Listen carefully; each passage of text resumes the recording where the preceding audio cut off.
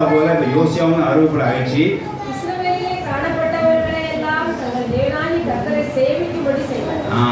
அருவப்படி தேவனாய் கர்த்தரை சேவிக்கும்படியா செய்தார்.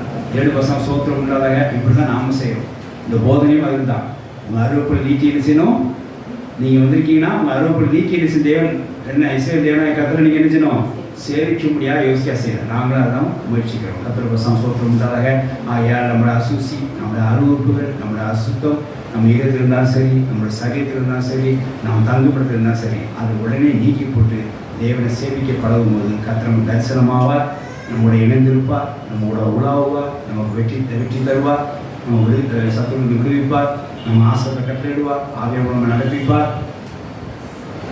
கர்த்தர் இது சுத்தமாக பார்க்கிற வார்த்தை பிரகாரம் நம்முடைய ஆசீர்வதிப்பார், பிளஸ் பண்ணுவார். ஆமென். ஹல்லேலூயா. வாசித்து முடிக்கலாம். சங்கீதம் 101:2-3. சங்கீதம் 101:2-3.